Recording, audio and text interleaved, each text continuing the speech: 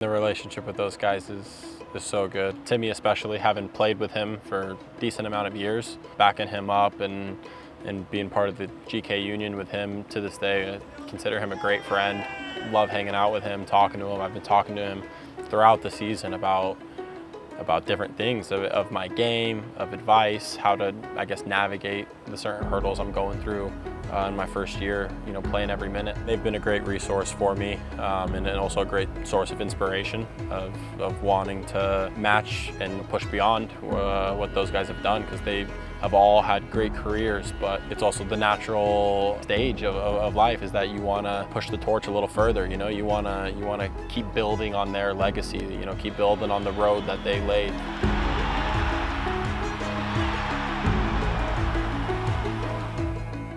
Yeah, well, it's up on the big screen here.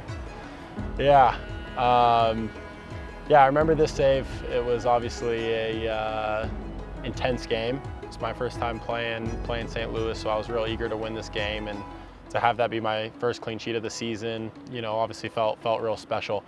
The save in particular is actually an interesting one because I knew he was coming at pace and had a clear line at goal.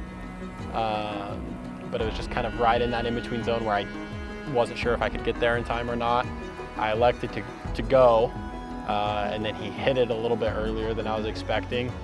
But luckily enough, I was locked in on the ball and was able to pin it down with my left leg. I felt like that one was definitely a time and place type save. The importance of that save was just with when it was in the game. I think that gave all of the guys a lot of confidence. That once I had that, we all believed that we're winning this game.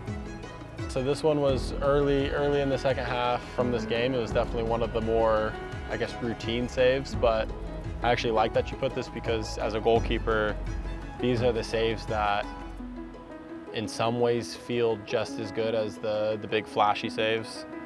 Those kind of happen in a lot more of a, I guess, fast way, that it's more instinctual and you're just reacting, and you get a finger to it or you don't, and that's the difference of saving or not.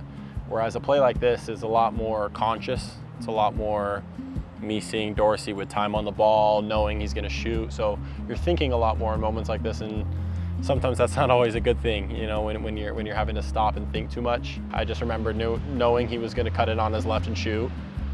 So just being prepared for the shot, and as the shot was coming, you see they have two runners at the back post. So knowing I had to hold that ball. If I had put that ball anywhere else, it likely could have resulted in a goal on the second effort. So just knowing I had to handle it cleanly, and yeah, being real happy having the ball in my hands as opposed to getting up to go chase it. This was a really fun night. Down 1-0. At the moment of this save, and to have two stoppage time goals, the win 2-1 shortly after the save was just a great feeling. I mean, 1v1s have always been, I'd say, the strongest part of my game. Got a lot of areas to work on, but 1v1s is something I take a lot of pride in.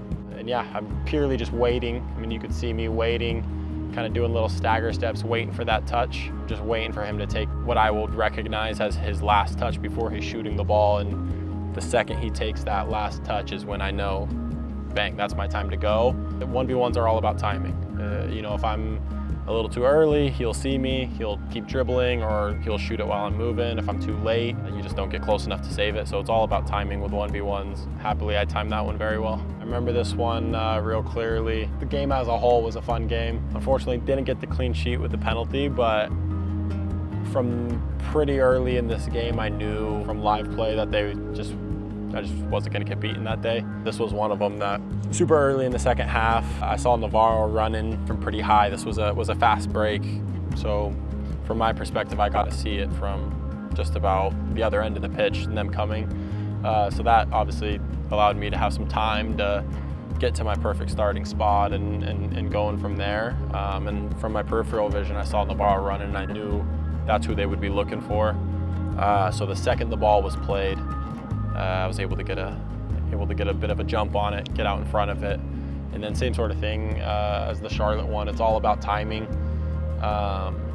This one, knowing he would probably hit it first time, it's not so much the timing of waiting for that touch, but the timing of waiting for that ball to cross me, where I'm then picking my angle to go at it. So yeah, I was real confident that I was going to make this play, but still not an easy play to make, and yeah, real happy I played it well.